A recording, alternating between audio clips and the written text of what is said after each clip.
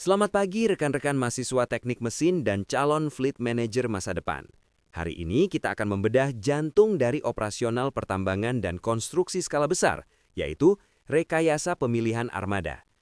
Mengapa kita menggunakan kata rekayasa dan bukan sekedar pembelian? Karena di level profesional, memilih alat berat bukan seperti memilih mobil di dealer. Ini adalah sebuah protokol optimalisasi yang melibatkan kalkulasi presisi antara alat gali, alat angkut, dan kapasitas muatan. Perhatikan visual di depan kalian. Kita melihat skema ekskavator raksasa yang sedang memuat dump truck. Lihat garis-garis dimensi, titik berat, dan parameter sensor yang mengelilinginya. Ini adalah simulasi digital yang menunjukkan bahwa setiap gerakan mekanis memiliki konsekuensi finansial. Kita tidak hanya bicara soal mesin yang kuat, tapi soal harmoni sistem. Jika alat gali terlalu besar atau truk terlalu kecil, sistem akan pincang. Jika medan tidak sesuai dengan ban, produksi akan berhenti. Hari ini saya akan membawa kalian melampaui sekedar operasional dasar. Kita akan belajar cara merancang sebuah ekosistem armada yang produktif, efisien, dan memiliki umur pakai yang panjang. Perencanaan armada yang buruk adalah cara tercepat untuk menghancurkan profitabilitas sebuah proyek. Mari kita mulai perjalanan diagnostik kita ke pilar-pilar utama desain armada. Sebelum kita masuk ke data teknis, kalian harus menguasai trinitas atau 3 pilar utama dalam desain armada. Tanpa memahami kerangka kerja ini, kalian hanya akan menebak-nebak di lapangan. Pilar pertama adalah filosofi pace matching. Ini adalah soal perjodohan atau kesesuaian antara kapasitas bucket alat gali dengan volume bak alat angkut. Kita mencari angka keramat yang menjamin tidak ada waktu tunggu yang sia-sia. Pilar kedua adalah adaptasi habitat. Mesin memiliki habitatnya masing-masing. Di sini kita akan membedah kapan harus menggunakan tipe rigid yang kaku namun berkapasitas raksasa, dan kapan harus beralih ke articulated dump truck atau ADT yang bisa meliuk di medan berlumpur. Pilar ketiga yang sering kali diabaikan oleh engineer pemula adalah batasan fisik. Kita bicara tentang pertarungan antara volume versus berat. Di slide-slide berikutnya, kita akan melihat bagaimana material berdensitas tinggi bisa menghancurkan siasis truk meskipun baknya terlihat masih kosong setengah. Ketiga pilar ini saling mengunci. Jika salah satu pilar goyah, misalnya kalian memilih habitat yang salah, meskipun pace matching-nya benar, maka seluruh strategi operasional kalian akan runtuh. Sebagai seorang sarjana teknik, tugas kalian adalah menyeimbangkan ketiga variabel ini untuk mencapai efisiensi maksimal. Mari kita bedah pilar pertama secara mendalam. Mari kita bahas aturan emas dalam dunia pertambangan, pace matching. Perhatikan diagram di layar. Ada simbol target di tengah-tengah jalur material dari ekskavator ke truk. Mengapa ini penting? Karena efisiensi operasi akan hancur berantakan jika kapasitas kedua alat ini tidak dijodohkan dengan presisi milimeter. Catat angka ini baik-baik. Target ideal pemuatan adalah 4 hingga 6 kali pace atau pengerukan untuk mengisi penuh 1 unit dump truck. Mengapa 4-6? Ini adalah hasil riset efisiensi selama puluhan tahun. Jika kurang dari 4 pace, berarti ekskavator terlalu besar untuk truk tersebut. Akibatnya apa? Siasis truk akan menerima beban kejut yang luar biasa setiap kali material dijatuhkan. Sebaliknya, jika lebih dari 6 pace, truk akan ngetem terlalu lama di bawah ekskavator. Waktu edar truk akan membengkak dan antrian truk di belakang akan semakin panjang. Bayangkan sebuah orkestra. Alat gali adalah dirijennya dan alat angkut adalah pemain musiknya. Jika temponya tidak sinkron, maka simfoni produksi akan kacau. Kita tidak hanya bicara soal truk yang penuh, tapi soal alur kerja yang mengalir tanpa ada alat yang menganggur atau idle. Inilah esensi dari teknik sinkronisasi armada. Mari kita lihat indikator ini sebagai speedometer kesehatan bisnis kalian. Perhatikan jarum yang menunjuk ke zona biru di tengah, itu adalah zona ideal antara 4-6 paces. Disinilah efisiensi mekanis berada di titik puncak dan biaya per meter kubik berada di titik terendah. Namun perhatikan zona bahaya di sisi kiri, zona oranye, kurang dari 3 paces. Di sini, truk terlalu kecil atau ekskavator terlalu besar. Lihat visual besi yang patah di sana.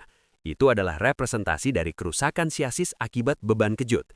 Satu tumpahan 20 ton batu dari ketinggian 3 meter ke bak truk kecil akan menciptakan gelombang mekanis yang menghancurkan struktur baja.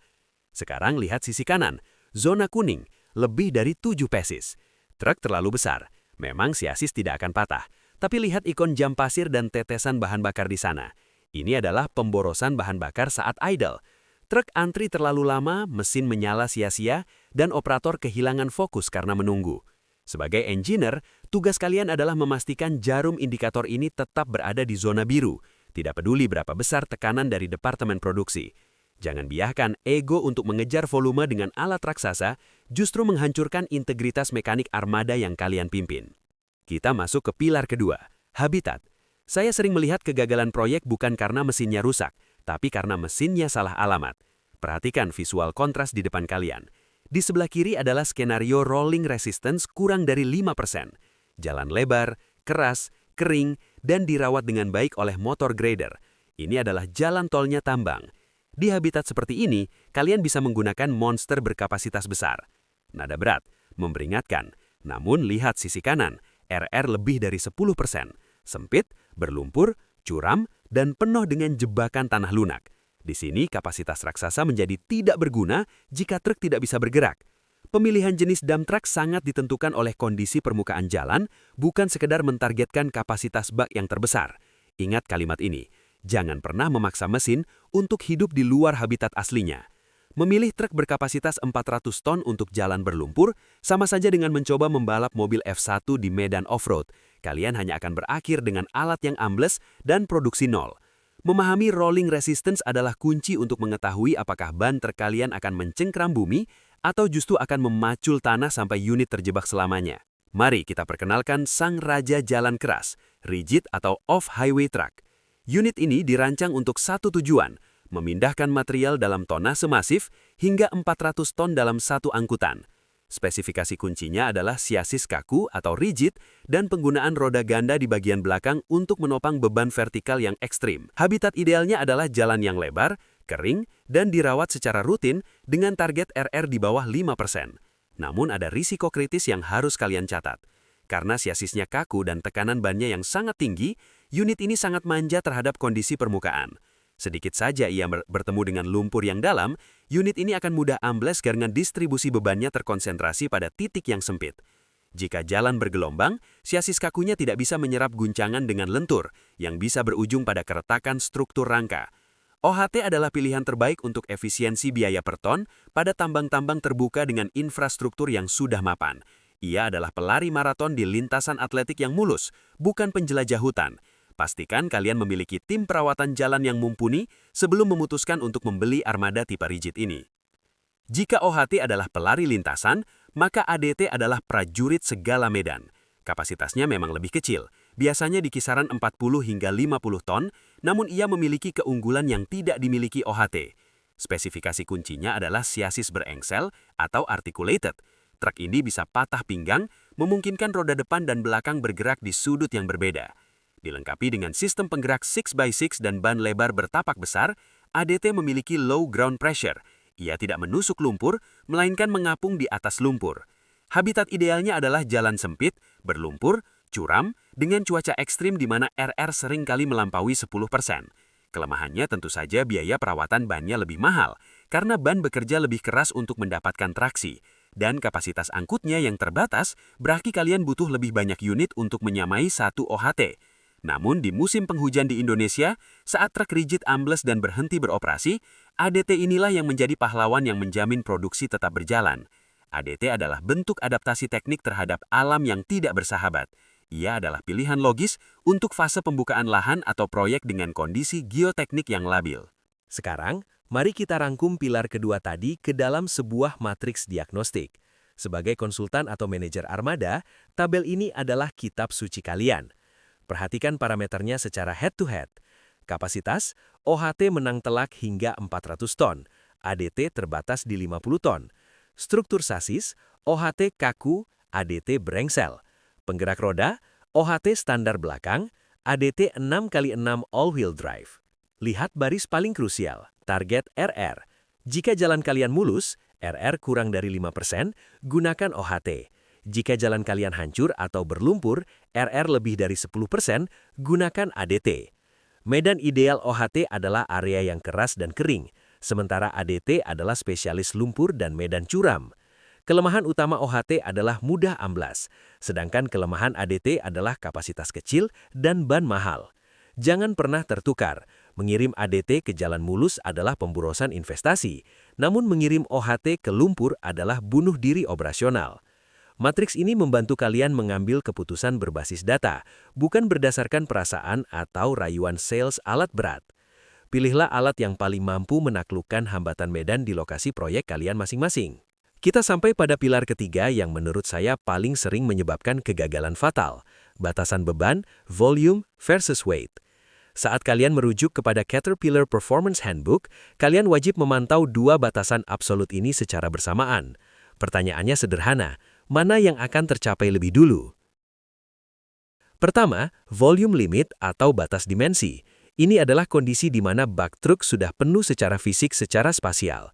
Namun ada batas kedua yang jauh lebih tak kasat mata namun mematikan. Weight limit atau GVW, Gross Vehicle Weight. Ini adalah beban tonase maksimal yang sanggup ditahan oleh sasis dan ban truk. Banyak operator pemula berpikir, baknya masih sisa ruang, ayo isi lagi. Padahal jika material yang diangkut sangat padat, truk tersebut mungkin sudah mencapai batas beratnya meskipun baknya baru terisi setengah. Memaksakan volume penuh pada material berat akan membuat sasis melengkung atau ban meledak. Seorang engineer yang cerdas selalu menghitung densitas material dikalikan volume bak. Jangan biarkan mata kalian menipu logika perhitungan tonase. Batas berat adalah hukum fisika yang tidak bisa dinegosiasikan dengan alasan mengejar target. Mari kita lihat peringatan nyata, studi kasus anomali biji besi. Biji besi adalah material dengan densitas sangat tinggi, seringkali melebihi 2.500 kg per meter kubik. Perhatikan fakta visual di layar. Bak truk terlihat baru terisi setengah. Secara visual, truk tampak kosong dan belum produktif. Tapi lihat fakta kritisnya, tonase maksimal kendaraan atau weight limit sudah tercapai di titik itu. Inilah jebakan maut bagi banyak supervisor lapangan. Jika operator dipaksa mengisi bak sampai penuh secara visual demi estetika pengangkutan, apa hasilnya?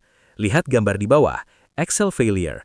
As roda patah menjadi dua, suspensi hancur, dan ban bisa meledak seketika.